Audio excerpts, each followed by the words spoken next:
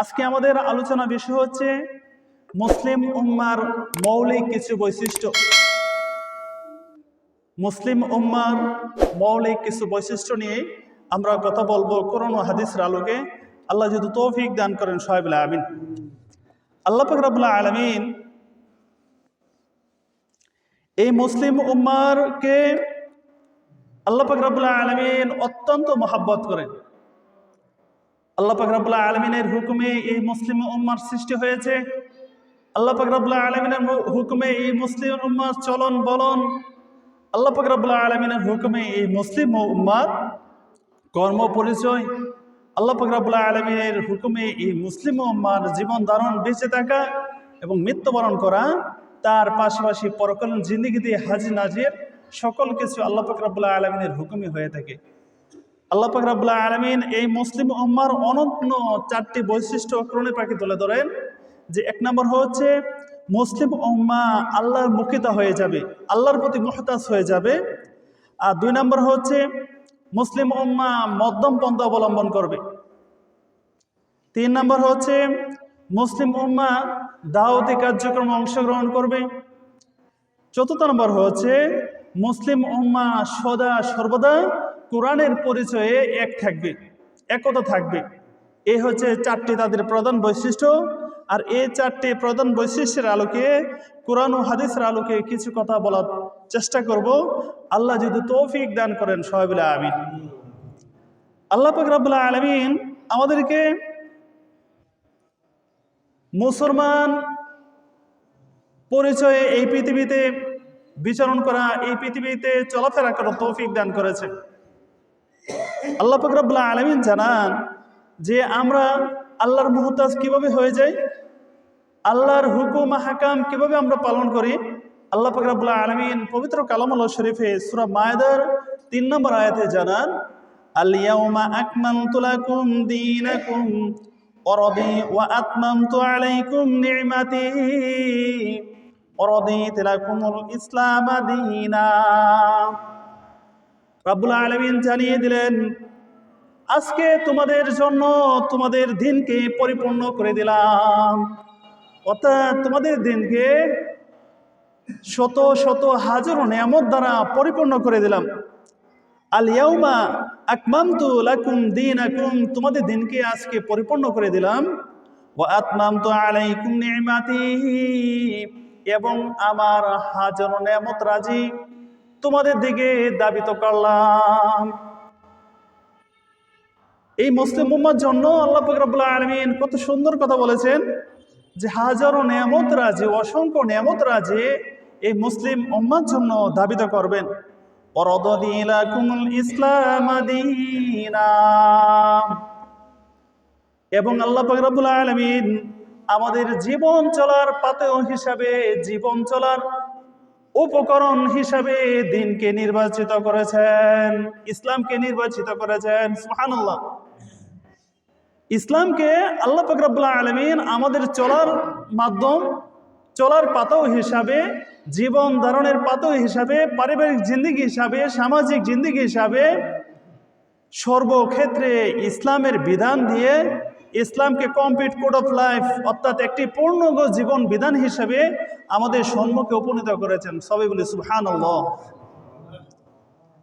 ইসলামের কোনো হুকুম কোনো ব্যক্তির দ্বারা চলে না, ইসলামের কোনো হুকুম কোনো ব্যক্তির দিকে দাবিত হয় না, ইসলামের কোনো হুকুম ব্যক্তির মাধ্যমে রচিত হয় না, আবার ইসলামের কোনো হুকুম কোনো ব্যক্তির মাধ্যমে নিমজ্জিত হয়ে যায় না, বরং ইসলামের প্রত্যেকটা হুকুম আল্লাহর পক্ষ থেকে আসে, ইসলামের প্রত্যেকটা হুকুম আল্লাহর পক্ষ থেকে রচিত হয়, ইসলামের প্রত্যেকটা হুকুম আল্লাহর পক্ষ থেকে নির্ধারিত হয়। সবাই বলি সুবহানাল্লাহ।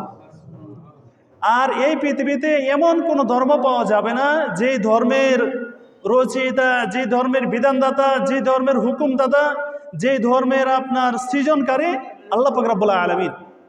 আল্লাহ পাক রব্বুল আলামিন হচ্ছেন ইসলামের সৃজনকারী, ইসলামের বিধানদাতা, ইসলামের আইনদাতা, ইসলামের নিয়মদাতা, ইসলামের পালনদাতা, ইসলামের সকল রক্ষণাবেক্ষণের দায়িত্ব জিম্মাদার স্বয়ং আল্লাহ পাক রব্বুল আলামিন।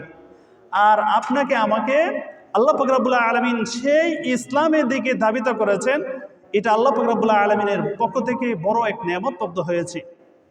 আল্লাহ পাক রব্বুল আলামিন জানান, ইন্নাদ-দীনা ইনদাল্লাহিল ইসলাম, নিশ্চয়ই আল্লাহর কাছে সবচেয়ে প্রিয় ধর্ম হচ্ছে ইসলাম। আল্লাহর কাছে সবচেয়ে প্রিয় ধর্ম, মনোনীত ধর্ম হচ্ছে ইসলাম।